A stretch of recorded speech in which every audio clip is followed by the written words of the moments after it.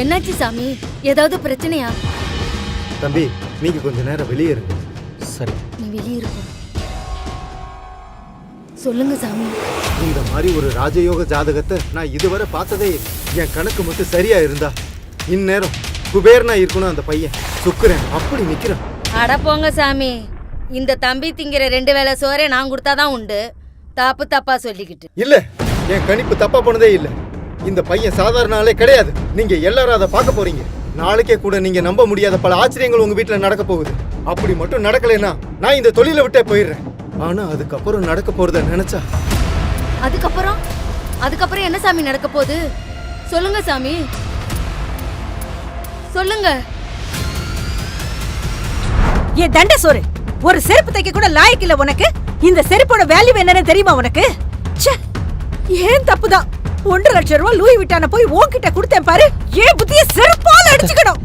ஷோரூம்க்கு எடுத்துட்டு போடான்னு சொன்னா ஏதோ தெருமுன கடையில போய் தைச்சிட்டு வந்திருக்கிற நீ. அறிவில்ல உனக்கு? இத போட்டுக்கிட்டு எப்படிடா நாளைக்கு நான் ஃபங்க்ஷனுக்கு போவேன் என்று தன் கையில் இருந்து செருப்பை தூக்கி தன் மருமகன் சூர்யாவின் முகத்தில் அடித்து கத்திக் கொண்டிருந்தார் மாமியார் வனிதா. மன்னிச்சிருங்க அத்தை, ஏதோ தெரியாம பண்ணிட்டேன். நான் உடனே சரி பண்ணி எடுத்துட்டு வந்துடுறேன். கிழிச்ச போ, எல்லாருக்கும் ஜூஸ் எடுத்துட்டு வா. சூர்யாவிற்கு நடந்த அநியாயத்தை தூரத்தில் இருந்து பார்த்து கொண்டிருந்த அந்த வீட்டின் வேலைக்காரி கமலம், அதுங்கள பாரு, சின்ன பொண்ணுங்க மாதிரி மினிக்கிட்டு தெரியுதுங்க. நம்மள மாதிரி உழைச்ச காசுல சாப்பிட்டா மத்தவங்கள மதிக்க தெரியும். புருஷன் காசுல சாப்பிட்டா எப்படி தெரியும்? நீ இந்த வீட்டு மருமவன் அப்படியா நடத்துறாங்க? இந்த மாதிரி எல்லாம் கஷ்டப்படணும்னு தலையெழுத்தா கண்ணு? இதெல்லாம் உன் பெத்தவங்க பார்த்தா எவ்வளவு மனசு கஷ்டப்படுவாங்க தெரியுமா? அவங்கதான் இங்க இல்லை. விடுங்கக்கா, என் மாமனார் கேட்டா இருந்தா இந்த கல்யாணத்துக்கே நான் ஒத்துக்கிட்டேன். பிரீத்திக்கு என்ன பிடிக்கலன்னு தெரிஞ்சிருந்தா நான் சம்மதிச்சிருக்கவே மாட்டேன் என்று உடைந்த குரலில் வருத்தத்தோடு சொல்லி முடித்தான் சூர்யா. விடுங்க தம்பி, எல்லாம் மாறிடும். அதான் அந்த ஜோசியக்கார் சொன்னார்ல, நாளையில இருந்து உன் வாழ்க்கையே மாறப்போகுதுன்னு. உன் ஜாதகம் ராஜ ஜாதகம். சூர்யாவை உற்சாகப்படுத்தும் விதமாக கமலம் கூற, இதெல்லாம் கேட்க நல்லாதான் இருக்கும். நம்புங்க தம்பி, நடக்கும். தம்பி, நாளைக்கு உன் பிறந்த நாளாச்சு. பிரீத்தி அம்மாக்கு தெரியுமா? கமலம் அப்பாவியாக இந்த கேள்வியை கேட்க, பிறந்த நாளா? எங்க கல்யாண நாளே அவ மறந்துருப்பா. மறக்க மாட்டேன், செத்தாலும் மறக்க மாட்டேன். இப்படி ஒரு பரதேசிக்கு கல்யாணம் பண்ணி வச்சு என் அப்பா எனக்கு பெரிய துரோகத்தை பண்ணிட்டார் என்று கண்ணில் கோபம் தெறிக்க தன் தோழிகளிடம் தன் கணவன் சூர்யாவை பற்றி கேவலமாக பேசிக் கொண்டிருந்தாள் பிரீத்தி. சரி, இவருக்கு தான் அறிவில்ல, இவனுக்காவது அறிவிற்கு வேண்டாம். நல்ல அம்சமா ஒரு பெரிய இடத்து பொண்ணு மாட்டினா இதான் சான்ஸ்னு கம்புக்கமா வீட்டோட மாப்பிளைய வந்து உக்காந்துடுறது. மானம் கெட்டவன். அந்த நேரத்தில் பிரீத்தியின் ஆண் நண்பன் ஒருவன், விடு பிரீத்தி, ஒரு ரேஞ்சுக்கெல்லாம் ஒரு ஆளே இல்லை.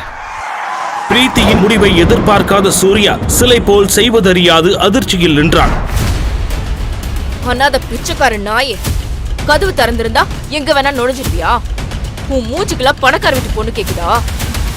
இன்னும் ஒரு அடி எடுத்து வச்ச செருப்பு பிஞ்சிரும்.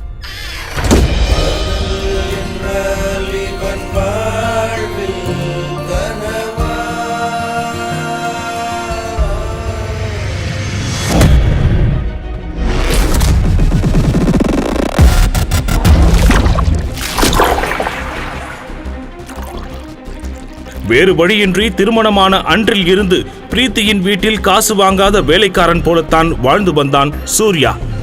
பிரீத்திக்கு சூர்யா மீது இருந்த கொடூரமான வெறுப்பை புரிந்து கொண்ட அவளுடைய தோழி, உனக்கு பிடிக்கலனா டிவோர்ஸ் பண்ணிட வேண்டியதானடி. அது அவ்வளோ ஈஸி இல்ல. அப்படி நான் மட்டும் அவனை டிவோர்ஸ் பண்ணனா என் அப்பா அவர் சொத்துல இருந்து ஒரு பைசா கூட கொடுக்க மாட்டாரு. அண்ட் அந்த கல்யாணம் அவர் முடிவு பண்ணது. அப்ப இதுதான் உன் தலையெழுத்தா? No no no no. அதான் இன்னும் 3 நாள்ல 200 கோடி ரூபாய் ப்ராஜெக்ட யூஎஸ்ல சைன் பண்ண போறேன்ல. அதை சைன் பண்ணி முடிச்சுட்டு இந்தியாவுக்கு வந்து இறங்கினா அடுத்த செகண்டே அந்த பிச்சைக்காரனை டிவோர்ஸ் பண்ணி வீட்டை விட்டு வெளியே துரத்துறனா இல்லையா பாரு என்று கோபத்தோடு மீதம் இருந்த மதுவை ஒரே மடக்கில் குடித்து முடித்தாள். மறுநாள் காலை பரபரப்பாக தன் உடைகளை பேக் செய்து கொண்டிருக்க, தன்னுடைய பிறந்த நாளுக்கு அவள் வாழ்த்து தெரிவிப்பாள் என்று எதிர்பார்ப்போடு புது உடையணிந்து அவள் அருகே வந்து நின்றான் சூர்யா. ஆனால் பிரீத்தி அவனை ஒரு பொருட்டாகவே கருதவில்லை. பிரீத்திக்கு ஒருவேளை நம்ம பர்த்டே மறந்திருக்குமோ? என்று நினைத்து கொண்டு ஏமாற்றத்துடன் அங்கிருந்து வெளியே செல்ல முயல ஏதோ ஞாபகம் வந்தவளாக திரும்பிய பிரீத்தி சூர்யா. வாழ்த்து சொல்லத்தான் தன்னை கூப்பிடுகிறாள் என்று மகிழ்ச்சி அடைந்த சூர்யா, சொல்லு பிரீத்தி. என்னோட லக்கி ப்ளூ சஃபர் நெக்லஸ் எங்கேயாச்சும் பாத்தியா? எங்க தேடியும் காணும் என்று பிரீத்தி சொன்ன அடுத்த நொடி மனம் தளர்ந்து போனான் சூர்யா. ஆனாலும் அதை கண்டு கொள்ளாமல் அதுவா? அது இந்த லாக்கர்ல தான் இருக்கு என்று சொல்லி சூர்யா ஜுவல்லரி பாக்ஸை எடுத்து கொடுக்க பிரீத்தி அதனை அவளது பேக்கில் வைத்துவிட்டு கிளம்பினாள். சூர்யா ஏமாற்றத்துடன் பிரீத்தி செல்வதை பார்த்து கொண்டே இருந்தான். பிரீத்தி கிளம்பிய சில நொடிகளிலேயே சூர்யாவின் மாமனார் ரவிக்குமார் உற்சாகமாக வீட்டின் உள்ளே வர, இந்த குடும்பத்தில் மாப்பிள்ளை என்று தன்னை மரியாதையாக கூப்பிடும் ஒரே ஆள் தனது மாமனார்தான் என்பதால் உற்சாகத்தோடு வந்து நின்றான் சூர்யா. இவராவது வாழ்த்துகிறாரே என்று மகிழ்ச்சி அடைந்தான். தேங்க்யூ மாமா. மாப்பிள்ளை கேக் வாங்கி ஃப்ரிட்ஜில் வச்சிருக்கேன், எடுத்துட்டு வாங்க. சரிங்கய்யா. பிரீத்தி விஷ் பண்ணாலா? விஷ் பண்ண மாமா. ஆனால் இந்த மகிழ்ச்சி சில நொடிகள் கூட நீடிக்கவில்லை. ஐயா, இங்க ஒண்ணுமே இல்லைங்க. நல்லா பாருங்கம்மா, ஃப்ரிட்ஜில் தான் இருக்கும். ஐயா, இங்க கேக் இல்லைங்க ஐயா. இல்லையா? வாங்கி ஃப்ரிட்ஜில் தானே வச்சேன். ரவிக்குமார் அதிர்ச்சியாகி திரும்பி பார்க்க ஈனோ அந்த கேக்கை சாப்பிட்டுக் கொண்டிருந்தது. அதை பார்த்து கடும் கோபமடைந்த ரவிக்குமார், வனிதா, வனிதா! ஏற்கனவே எதிர்பார்த்த வனிதா போன் பேசியபடி திமிராக வந்து நிற்க, மாப்பிள்ள பர்த்டேக்கு வாங்கின கேக்க யார் கீனுக்கு போட்டது? என்னது? நம்ம மாப்பிள்ள சாருக்கு பிறந்த நாளா? ஐயோ, இது தெரியாம அந்த கேக்க நான் கீனோக்குள்ள வச்சுட்டேன் என்று வனிதா நக்கலாக கூற, என்னங்க நீங்க? நம்ம மாப்பிள்ளைக்கு காஸ்ட்லியான கேக் வாங்க கூடாதா? நான் ஏதோ நாய்க்கு வாங்கின கேக்குன்னு நினைச்சேன். கோபமாக கண்கள் சிவக்க நின்று கொண்டிருந்தார் ரவிக்குமார். நம்ம மாப்பிள்ள எவ்வளவு பெரிய ஆளு! மாமா, என்னால நீங்க எதுக்கு சண்டை போட்டுக்கிறீங்க? நீங்க வாழ்த்துனதே எனக்கு சந்தோஷம் மாமா. சூர்யா அவரின் பாதத்தை தொட்டு ஆசீர்வாதம் வாங்க ரவிக்குமார் சூர்யாவை கட்டி அணைத்துக் கொண்டார். சரியாக அந்த நேரத்தில் சூர்யாவின் போனிற்கு பிரீத்தியிடம் இருந்து டெக்ஸ்ட் மெசேஜ் வந்தது. தன் வாழ்க்கையிலேயே முதல் முறையாக பிரீத்தியிடம் இருந்து மெசேஜ் வந்ததை நினைத்து மகிழ்ச்சியாக அவளை பார்க்கச் சென்றான் சூர்யா. தன்னுடைய பிறந்த நாள் ஞாபகத்திற்கு வந்து தனக்கு மிகப்பெரிய சர்ப்ரைஸை கொடுக்க போகிறாள் என்று நினைத்து சூர்யாவின் மனம் மகிழ்ச்சியில் அலைபாய்ந்து கொண்டிருக்க அவளுக்காக பூங்கொத்தை வாங்குவதற்கு வண்டியை நிறுத்தினான் சூர்யா. அந்த நேரத்தில் அவனுக்கு ஒரு போன் கால் வந்தது. பிரீத்தியின் சகோதரன் சதீஷ் அவனை அழைத்திருந்தான். டேய் வெட்டி ஆபீசர் சூர்யா, ஒரு செருப்பு தைச்சிட்டு வர உனக்கு 2 நாள் வேணுமாடா? உன்னெல்லாம் எங்க அக்காக்கு கல்யாணம் பண்ணி வச்சான் பாரு எங்க அப்பன், அவன சொல்லணும்டா. அதை கேட்டு எரிச்சல் அடைந்த சூர்யா, இங்க பாரு சதீஷ், கொஞ்சம் பார்த்து பேச. எனக்கு இன்னைக்கு பர்த்டே, அதை கூட நிம்மதியா கொண்டாட விடாம நீ உங்க அம்மாவும் ஏன் என்ன பாடா படுத்துறீங்க? ஒரு வயசுக்கு மேல பர்த்டேங்கிறது கோடி கோடியா சம்பாரிச்சவனும் வாழ்க்கையில சாதிச்சவனும் கொண்டாடுறதுடா. நீயே எங்க வீட்டுல வெட்டியா ஓசி சோறு சாப்பிட்டுக்கிட்டு இருக்க, உனக்கு எதுக்குற அந்த பர்த்டே கொண்டாட்டம்? ஒழுங்கா போய் செருப்பு தைச்சிட்டு வா. சோத்துல இன்னைக்கு 2 துண்டு எக்ஸ்ட்ரா போட சொல்றேன். எலும்ப இல்ல 4 துண்டா போட சொல்லிட்டா போதுமா? பர்த்டே கிஃப்ட் ஒழுங்கா தச்சிட்டு வா என்று அசிங்கப்படுத்திவிட்டு சதீஷ் காலை கட் செய்ய சூர்யா தனது மாமியாரின் செருப்பை எடுத்து கோபத்தில் தூக்கி எறிய நினைத்தான். ஆனால் சுதாரித்துக் கொண்டான். அண்ணா, இது இங்கே இருக்கட்டும், நான் வந்து என்று அந்த பூக்கடைக்காரரை பார்த்து சொல்லிவிட்டு பிரீத்தியை பார்க்கும் உற்சாகத்தில் பார்க்கிங் ஓரமாக பைக்கை நிறுத்திய சூர்யா திரும்பி நடப்பதற்குள் அந்த பைக்கில் வந்து மோதிய ஒரு காரை விட்டு வெளியே வந்த பிரீத்தியின் நண்பன் தேவா தன் தவறை மறைப்பதற்கு சூர்யாவை கோபமாக திட்ட ஆரம்பித்தான். டேய், கண்ணு தெரியாத கபோதி, உன் குப்பை பைக்க பார்க் பண்றதுக்கு ஏன் பார்க்கிங் தான் கிடைச்சதா? உன்னால என் வண்டி வேற ஸ்கிராச் ஆயிடுச்சுடா பரதேசி என்று தேவா கத்த சூர்யாவுக்கு கோபம் கொந்தளித்தது. இங்க பாருங்க, பார்த்து பேசுங்க. எடுக்க சொன்னா எடுக்க போறோம், அதுக்கு வந்து இடிப்பீங்களா? ஆக்சுவலா இங்க கோவப்பட வேண்டியது நானு என்று சொன்ன சூர்யாவை மேலும் கீழும் கேவலமாக பார்த்த தேவா, கோவப்பட்டு தான் பாரு, பார்க்க பரதேசி மாதிரி இருக்க. உன்னெல்லாம் எவன்டா உள்ள விட்டது? இன்னொரு வாட்டி நான் இந்த இடத்துல உன்னை பார்க்க கூடாது, புரியுதா? கிளம்புங்கிருந்து என்று தேவா கடுமையாக பேச தேவாவை முறைத்த சூர்யா தன் முழு கோபத்தையும் அடக்கிக் கொண்டு பிரீத்தியின் கேபினுக்கு செல்ல லிப்டில் ஏறினான். என் ஜுவல்லரி காணோம், எங்க போச்சுன்னே தெரியல. காம் டவுன், கண்டிப்பா பேக்ல தான் இருக்கும், தேடி பாரு. நான் எல்லா இடத்துலயும் நல்லா தேடிட்டேன், எங்கேயுமே காணோம். இந்த சூர்யா வேலையா தான் இருக்கும்.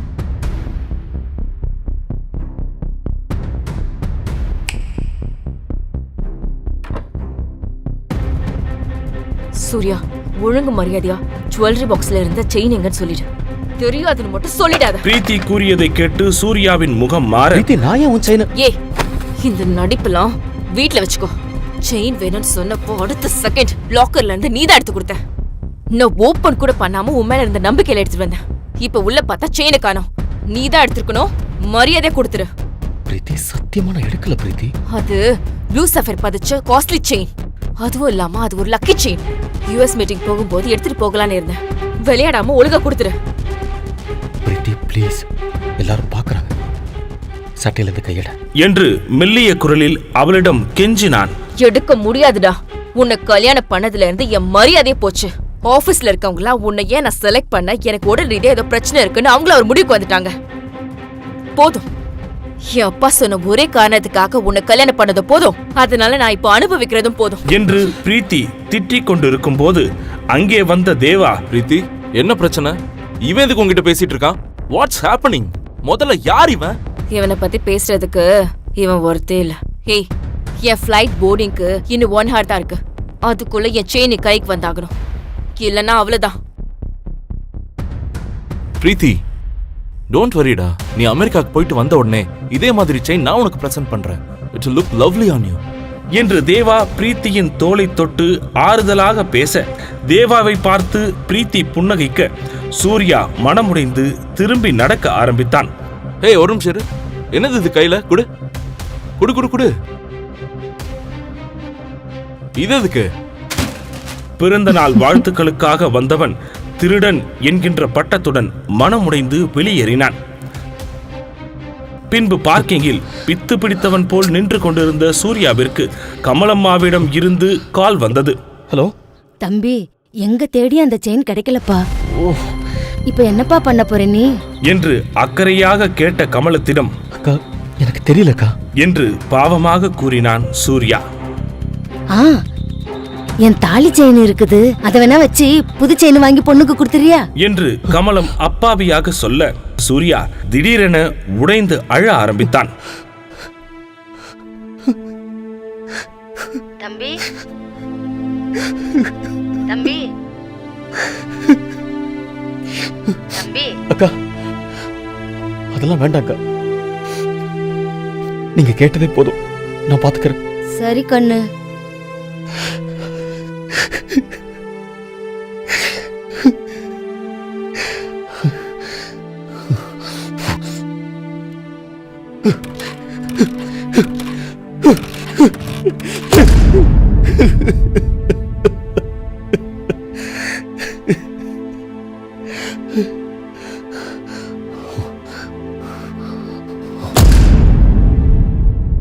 பிரீத்தி கோபமாக சேரில் உட்கார்ந்து இருக்க, அவளை சுற்றி அவளுடைய தோழிகளும் தேவாவும் நின்று கொண்டிருந்தார்கள்.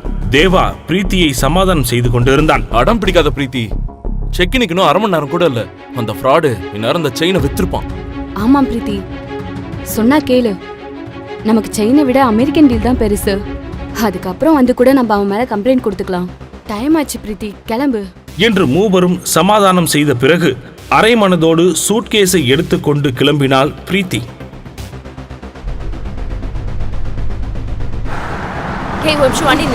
என்னாச்சு? இவன் வண்டிய பார்த்தாலே எனக்கு இரிட்டேட்டிங்கா இருக்கு என்று கூறிவிட்டு தேவாவை பார்த்த பிரீத்தி, அடிச்சு நொறுக்குடா என்று கோபமாக சொல்ல, தேவா மிகவும் வேகமாக தன் முன்னால் நின்ற சூர்யாவின் பைக்கை இடித்து தள்ளினார். திடீரென அந்த காரை வழிமறித்து ஒரு ஆட்டோ நிற்க சடன் பிரேக் போட்டு காரை நிறுத்தினான் தேவா.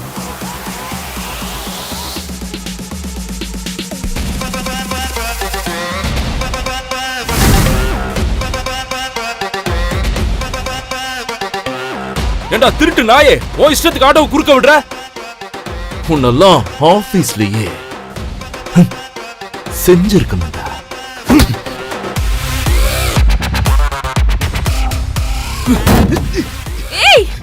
நீ என்ன செஞ்சிருவியா? என் பொண்டாட்டிக்கு செயின் வாங்கி கொடுக்க நீ யாரா? நான் உனக்கு பெருசா ஒண்ணு வச்சிருக்கேன்.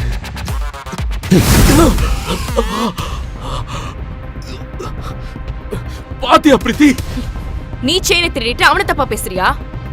உனக்குலாம் என்ன தகுதி இருக்கு?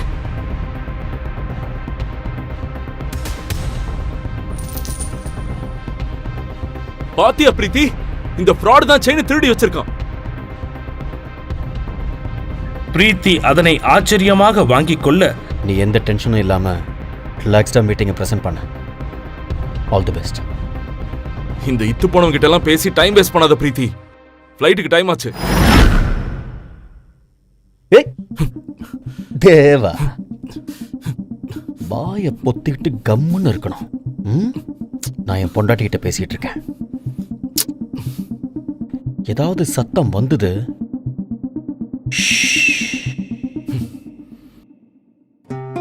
நீ எதுக்கும் கவலைப்படாத பிரீத்தி. நீ இன்னைக்கு கண்டிப்பா யூஎஸ் போவ. பத்திரமா போயிட்டு வா. Don't worry. பாய்.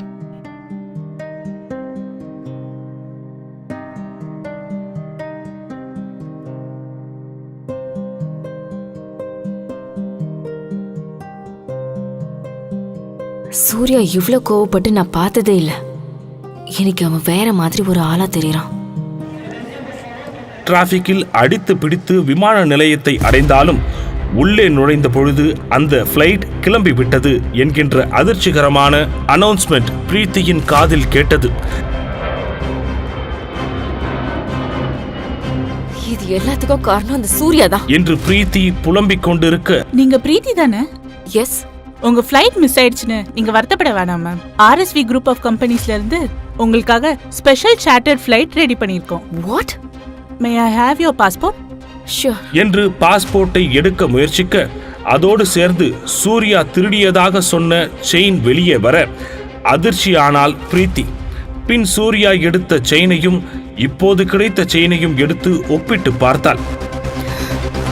எப்படி ரெண்டு செயின்? பிரீத்தியின் கையில் உள்ள செயினை பார்த்து வியந்த அந்த அதிகாரி, வாவ் மேம், நீங்க தான் அந்த லக்கி கேர்லா? இது ஒரு லிமிடெட் எடிஷன் சஃபயர் செயின். 1 மணி நேரத்துக்கு முன்னாடி தான் சூரத்ல இருந்து ஸ்பெஷல் சார்ட்டர்ட் ஃப்ளைட்ல வந்தது. இது உங்களுக்காக தான் வந்ததுன்னு இப்பதான் தெரியுது. இத யார் வாங்குனாங்கன்னு உங்களுக்கு தெரியுமா? அது கான்ஃபிடென்ஷியல் மேம். சாரி. போர்டிங்க்கு டைம் ஆயிடுச்சு. Shall we move Mrs Surya Chakravarthy? Surya சக்கரவர்த்தி?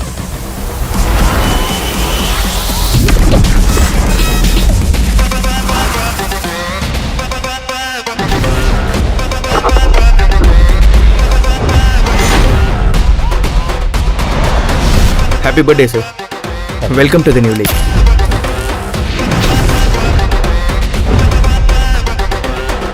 இது உங்க gift, sir. Sir, please. பெரிய உற்சாகம் இல்லாமல் அந்த காரின் உள்ளே ஏறி உட்கார்ந்தான். தன் பர்சில் இருக்கும் தன் அம்மா மற்றும் பிரீத்தியின் புகைப்படத்தை ஒருமுறை பார்க்கிறான். ஹலோ. ஹே பிரீத்தி, ஃப்ளைட் ஏறிட்டியா? இன்னும் இல்ல. என்னாச்சு? ஒரே நிமிஷம், என்ட்ரன்ஸ் கேட் கிட்ட மட்டும் வரியா? எதுக்கு? கொஞ்சம் அர்ஜென்ட், சீக்கிரம். இருவர். ஏர்போர்ட் என்ட்ரன்ஸுக்கு ஓடி வந்தாள் பிரீத்தி. அங்கே அவள் பார்த்தது கனவிலும் எதிர்பார்க்காதது. செருப்பு தைக்கச் சொன்ன மாமியாரே திடீரென்று எல்லோர் முன்னிலையிலும் மருமகன் காலில் விழுந்து மன்னிப்பு கேட்டது ஏன்? தாலி கூட வாங்கித்தர வக்கில்லாத புருஷன் எப்படி தன் மனைவிக்கு பல கோடி ரூபாய் சார்ட்டர்ட் ஃப்ளைட்டை வாங்கி கொடுத்தான்? பென்ஸ் காருக்கு சொந்தக்காரன் ஒரு பிச்சைக்காரனை போல் நடிப்பது ஏன்? அவ்வளவு பெரிய யுஎஸ் ஃப்ளைட்டை ஒரு பிச்சைக்காரனுக்காக ஏன் நிறுத்தி வைத்தார்கள்? முழு கதையையும் கேட்டு மகிழ பாக்கெட் FM ஆப்பை டவுன்லோட் செய்யுங்கள். லிங்க் டிஸ்கிரிப்ஷனில் கொடுக்கப்பட்டுள்ளது.